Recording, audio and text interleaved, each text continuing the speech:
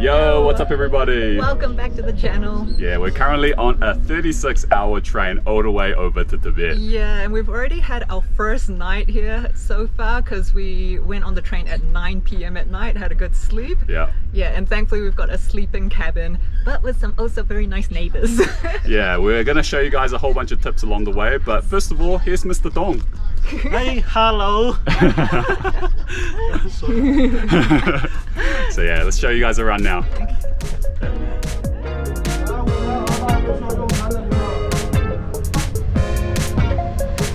Let me show you guys around the cabin now. So we'll start off with the bathroom because I'm sure a lot of you guys will probably be wondering. This is what it looks like.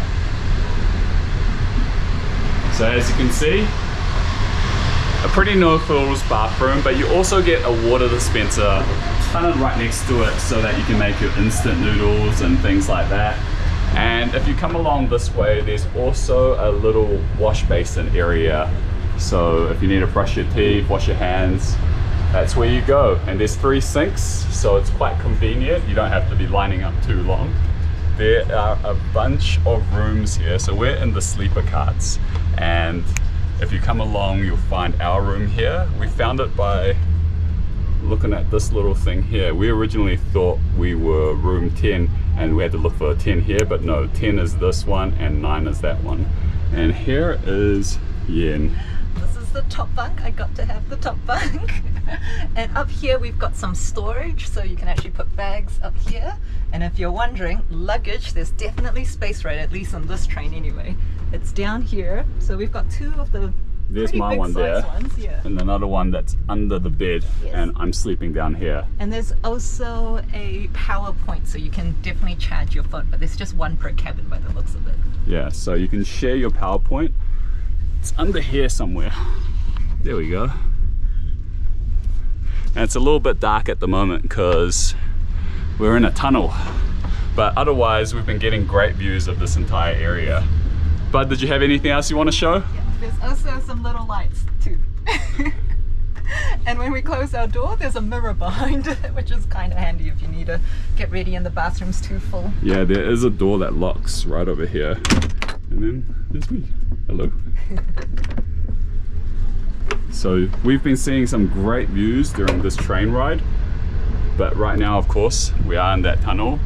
And there are multiple modes of transport on this train, so you can get a seat, but for 36 hours, I don't know if you want to just be sitting on a chair the entire time. So getting the soft sleeper bed was definitely the way for us.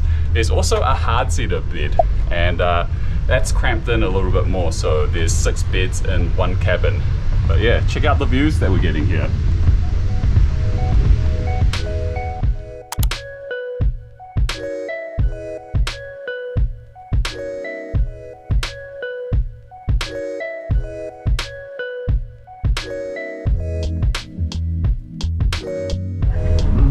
So if you're on the train, you can also get some snacks from these guys that come on by. Bye bye.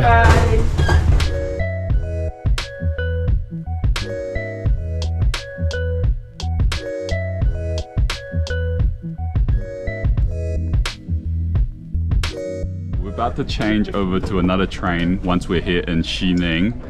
Mr. Dong has said that there's some oxygen, more oxygen in this next train because we're going to a high altitude. What do you reckon about that, bud? Yeah, so the reason why we're taking a train is actually to help acclimatize to the high altitude on our way over to Tibet. And especially for Peter, who suffers from altitude sickness, I think it's going to help a bit, hopefully. More so than just landing straight there if we flew in. Yeah, the train should just be that one over there. All right, let's do the swap.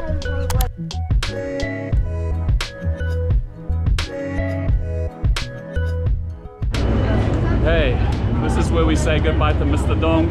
Bye bye. We are off over to this train here.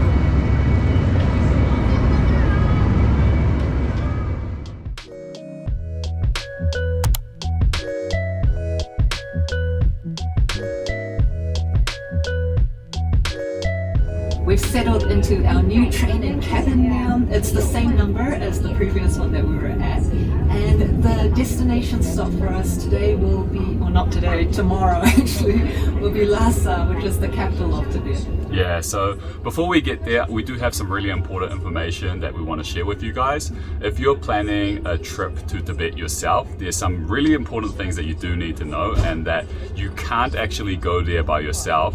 You have to go through generally a local tour agency, and what they'll set you up with is a visa to get you there, as well as also a tour guide, because you're not meant to be able to go there independently alone as a foreigner. And so we went through Asia Odyssey tours, and the prices vary depending on the itinerary that you want to go on with. So there's a 5-day itinerary. That's what we're doing. Yeah, and that generally includes most of the attractions in Tibet.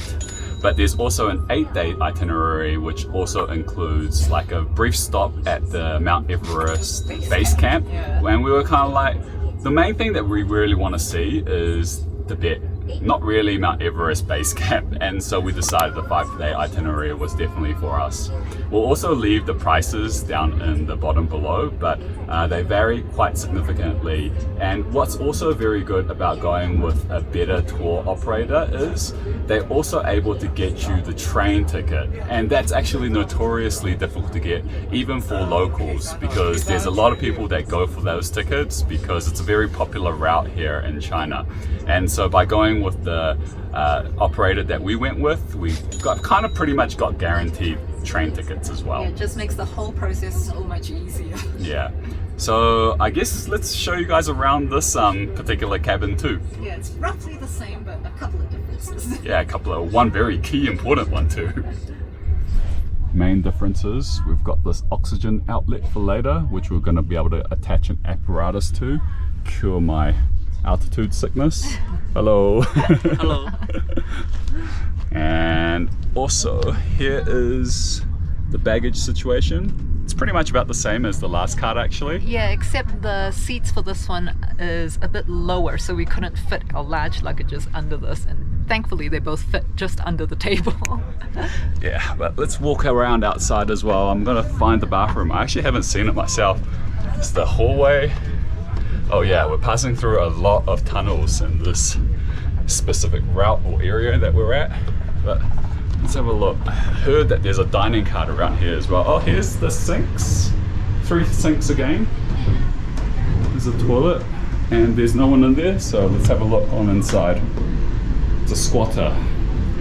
Usually there's a squatting toilet on one end, and then there's a normal Western style bathroom on the other end.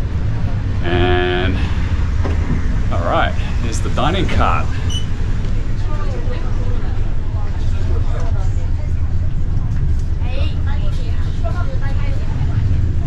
Nice. Might come over here and look for what meals they have later on this evening.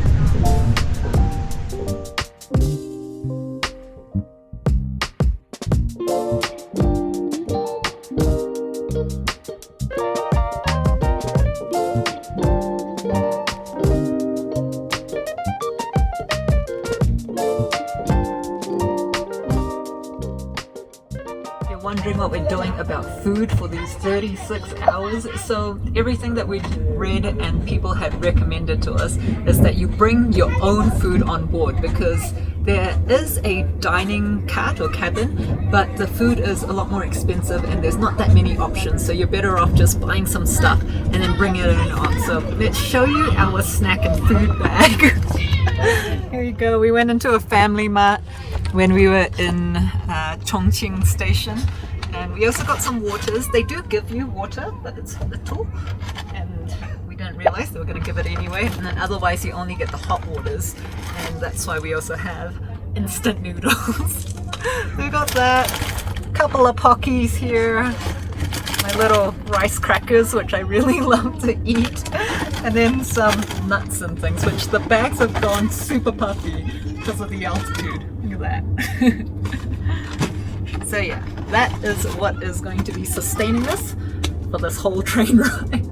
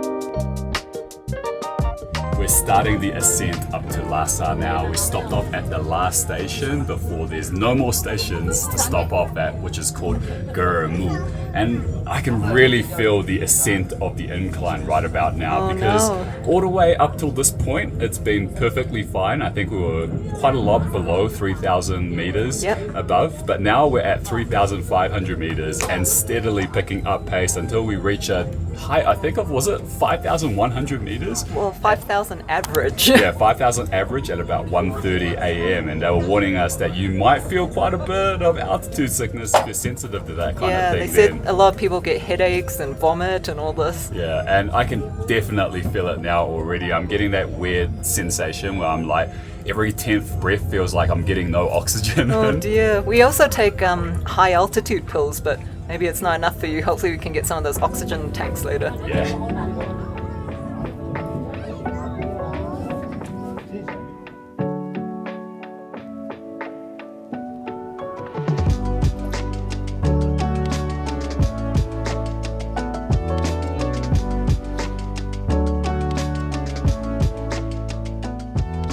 It's 9 p.m. now and it's still very bright outside, but we're going to get ready for sleep soon. So we're actually here though at the end of June, and it's right before the peak season, which seems to be around the start of July to around August sometime, and that is a period where you'll want to avoid if at all possible, because we heard it just gets so crazy packed, like to the point where people will be out inside these hallways and you can't move, and it might be about 10 minutes before you can even get to the bathroom. So yeah, not so pleasant. So I'm pretty glad for the time that we're here because it feels quite comfortable.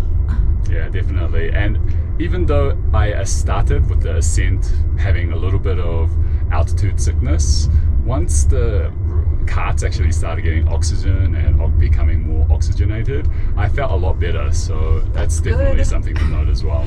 Yeah, but if you don't feel so good or you forgot to bring high altitude sickness pills, I believe you can actually buy them on board, or you could also ask the staff for we're not quite sure if it's oxygen tanks, oxygen masks, or something that you use to plug into the wall apparatus thing that we were showing you before, but there are precautions. So yeah, just do what you can. It's pretty good. But you know what? What's been awesome about this train ride, the views have been absolutely spectacular, and I think that must be a major factor on why people decide to catch the train rather than the plane. Yeah. Anyways, the next time we see you guys, we will be in Lhasa, so we'll see you then. Yeah. Good night.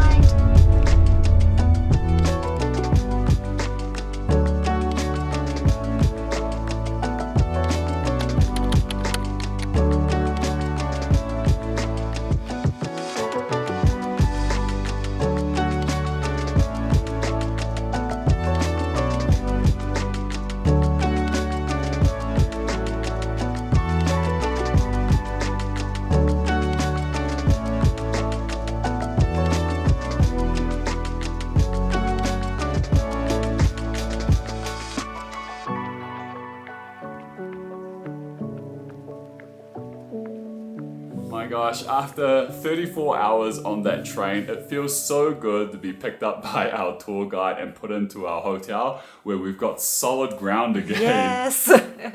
Yeah, we just arrived here and I'll show you guys around in this place. It's a pretty normal hotel room and it's included in our total package that we paid for already. So we're going to be here for 4 nights, and today's just going to be more of a rest stop for Yin and I, just to adjust to the altitude and all those kind of things before we start our adventures tomorrow. So we're going to get some rest first before we maybe go out and look for some food, because it's really hard to get a good night's sleep on the train because there's all kinds of things happening. All of a sudden you're at 5,000 meters above sea level and you're like, why is my breathing not good? Well, there's people snoring, or there's Coughing, light coming through. Yeah. Doing all kinds of crazy stuff, and you're sharing the bunker together as well. So there's oxygen here as well, which is very handy, and it's a pretty modern space, so you know, it's all good.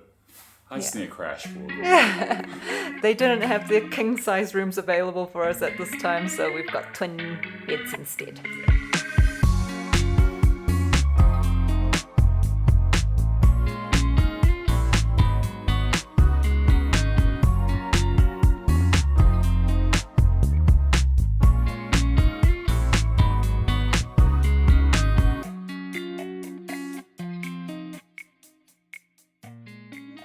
Morning everyone, it is the first day, or first proper day of our Tibet tour now, and we are at the Tibet Culture Experience Center where we're going to be learning about some Tibetan writing, and we've also got some nice hot milk tea at the moment to enjoy while we wait for our teacher to come. We passed through the Muslim quarters to get here, which was really interesting because apparently Muslims first came here to Tibet in the 17th century. So yeah, really looking forward to today.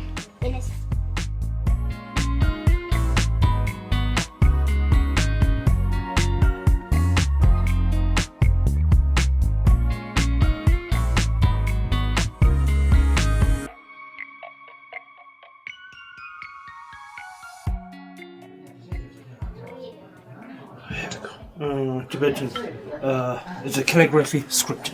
Everything will be sexist. Oh wow, thank you. Just got a very special handwritten calligraphy Tibetan from the Sufu here, and it translates to everything will be successful. And I can't pronounce it in Tibetan, so I won't even try. But it is so beautiful.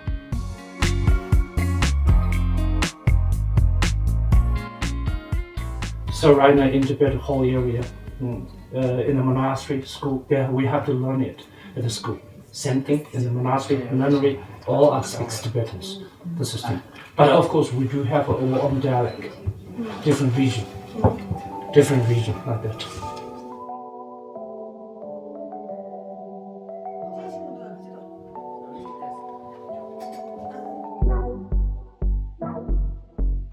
We're trying to make some incense now, and our aim is to make about 3 or 4 of these with our mixture. So we've already got a couple of teaspoons of the powder, and then it was 2 teaspoons of water first.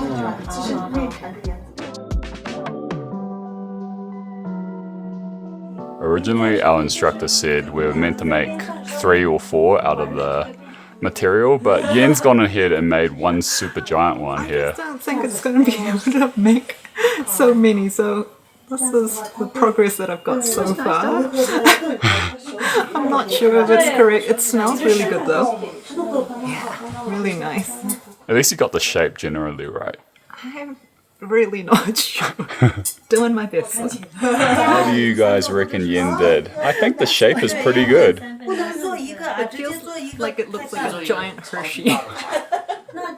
Maybe I should have halved it. These are mine that I just made. I caught up. A little bit thick on the top though, but Yen wanted to show her updated ones too. Yes, I managed to make 3 by splitting it up. Proud of those. I'm much happier with these.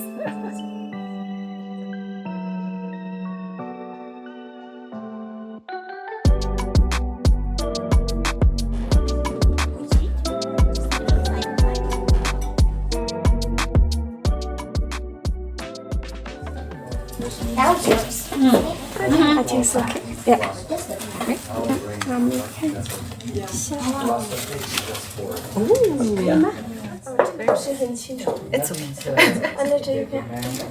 It's okay. Thank you. Sure. Is it this way? This way. How do I say it again, sorry? Om Aho Benzanguru Bemasitiho.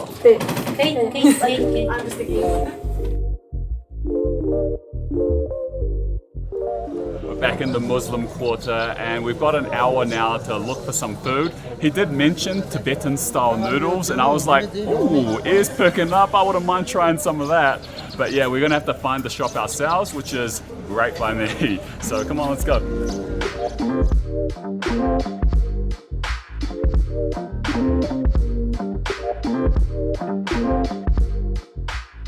Guys, I'm so excited for this. We've ended up in a shop and I was asking them, do you sell Tibetan noodles? And they were like, yes we do. And they only come with beef, and I was like, oh man, that sounds so perfect right now. Look at these noodles, they're so thick. And then of course the beef here is the hairy yak. Let's get in for a bite of this, shall we?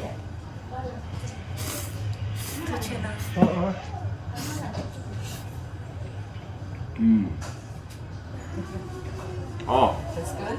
Oh, that's so good. It's got a real peppery kick to it, And it tastes like a really strong beef broth, almost like a pho broth almost.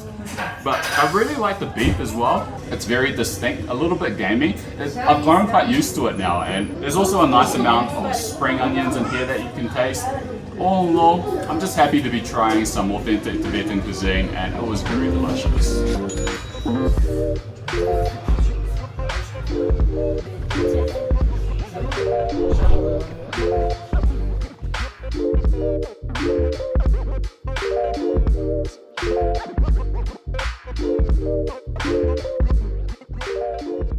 That was a good meal, and we're heading back to our meeting point now, but along the way we did a little bit of shopping.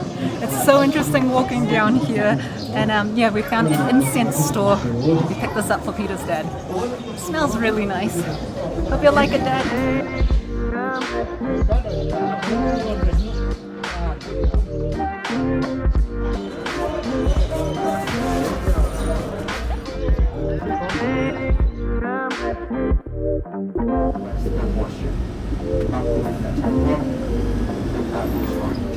So that's the main difference.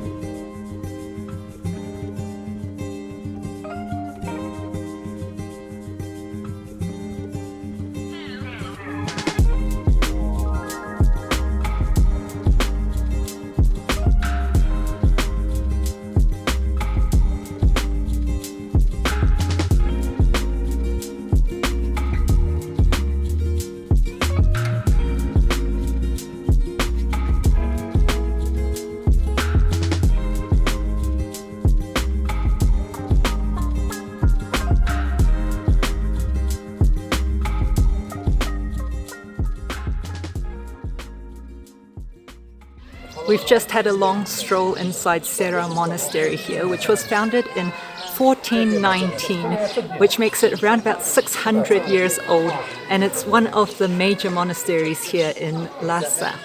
And we were taught so many things by our tour guide, far too much for me to relay back, unfortunately, but we did learn about the Wheel of Life. Wheel of Life or Circle of Life. Usually they paint this nearby the entrance. That means all the beings' life go under him. Also, wheel is held by God of Hell. We call Yama. Usually we divide it into 4 circles. In the middle of the circle, you see 3 animals, symbolizing of 3 poisons in Tibetan Buddhism. The pig, symbolizing of ignorance. Okay. Serpent, symbolizing of desire. Oh, yeah. Rooster, symbolizing of their hatred or jealous. Yeah. And outside of that, you see the white line and bloodline, right? That too we call fortune path and unfortunate path. So someone during a lifetime, if you're doing a good, you're doing a positive actions. Then after you die, your spirit take the fortune path, will reborn as a human, be a Buddha, or be the gods. And someone during your lifetime, you always did something negative action. You always did something as bad. Then next life, once you die, your spirit or consciousness take the unfortunate path, go to the hell, and be animal, get different punishments. That's what we believe in Tibetan Buddhism. We got to go inside the main assembly hall, but unfortunately there's no photos or videos allowed in there, it's strictly prohibited. But what's inside is a lot of statues, as well as the grounds for where the monks would do their prayers every day. And there used to be about 10,000 monks that stayed here in Sera Monastery, but now there's only about 700. The numbers just keep going down. We also got to walk through the kitchen, which was really interesting. All the food there is just vegetarian, and they also make the famous butter tea or bocha. One of the giant pots there is about 600 years old, which is pretty incredible. But yeah, what did you think? I thought it was just an amazing experience, just being able to come here and see this.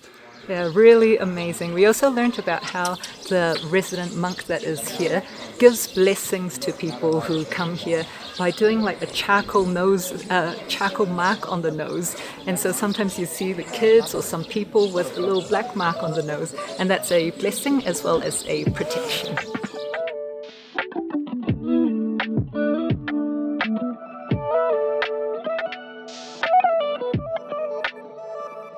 Right in front of me is the entrance to the courtyard of where the monks hold their debates, where they discuss all kinds of things like philosophy as well as religion. They debate almost every day, except for Sunday, which just happens to be today, unfortunately, because that's something that we really wanted to see. But maybe if you guys come here, you'll be lucky and you'll be able to see the monk debates.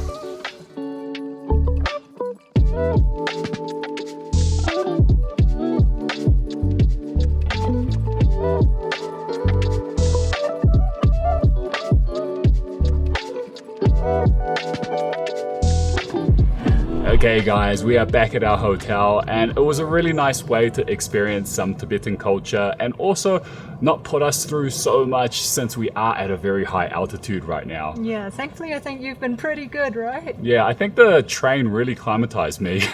Thank goodness.